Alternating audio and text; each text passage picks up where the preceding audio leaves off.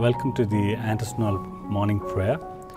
To begin the morning worship, we will start with singing the hymn, Abide With Me.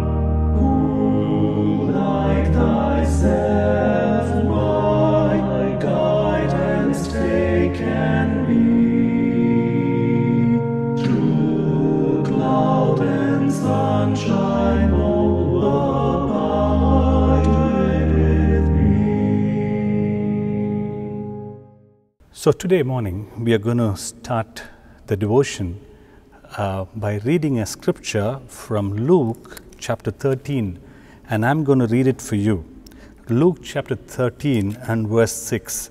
It goes like this. It's an interesting parable that is being told by Jesus. Then he told this parable. A man had a fig tree planted in his vineyard, and he went to look for fruit on it, but did not find any. So he said to the man who took care of the vineyard, "For 3 years now I have been coming to look for the fruit on this fig tree, and I haven't found any.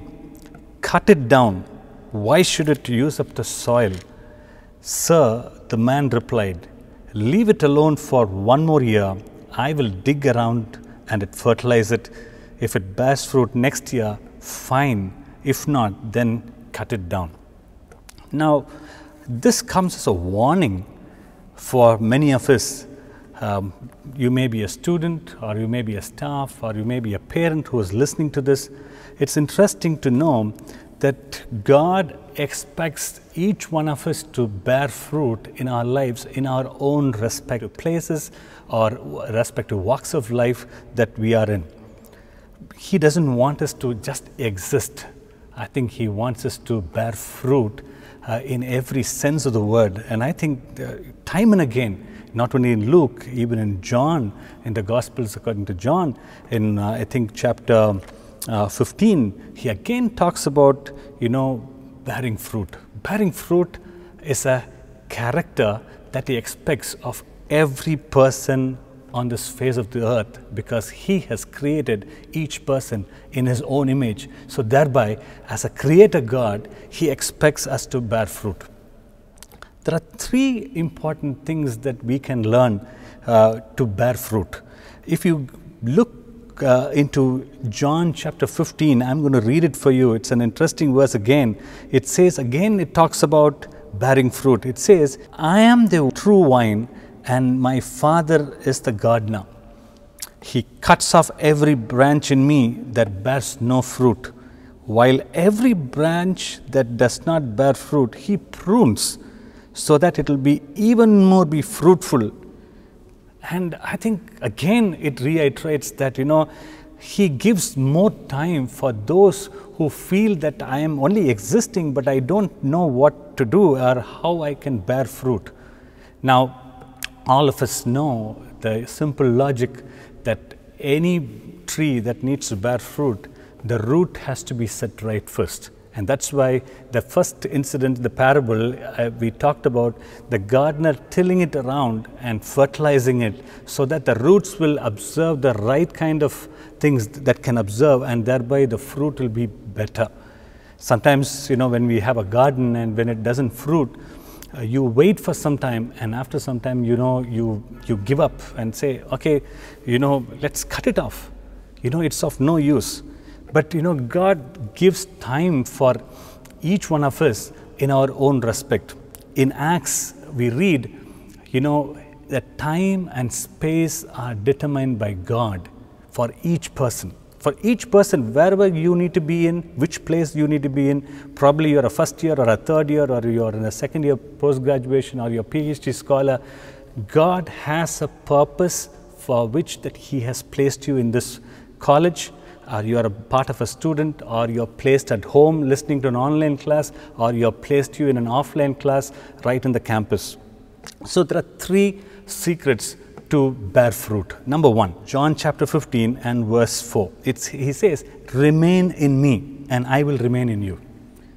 You just have to remain in Him. What is remaining in Him? Being with Him, being with Jesus, trusting Him, acknowledging His presence. I think that is the first key, and no branch can bear fruit by itself. Only when you are with God, with Jesus Christ, when you can remain in Him, then you will bear fruit and then you will remain in Him. I think that's the first key, remain in Him. The second remain is, if you remain in me, my words will remain in you. That's what He says. His words are so powerful, and that is the Word of God. And this Word of God will be with us only when we remain in Him. And whatever you ask and you wish, it will be given to you. Some of us, we are not able to proceed with our life. We are so stuck. We sometimes feel, I emailed today by one of our student, I would like to keep the name unnamed and the department unnamed. Interestingly, he said, I am stuck at home for 1 full year. Sir, please tell me when I can come to college and to come and see people. Sometimes we feel we are stuck and we are not able to move ahead in life. Let me tell you, whatever you ask, when you remain in Him and His words, whatever you ask, it will be given to you. I think that is the second secret to bear fruit.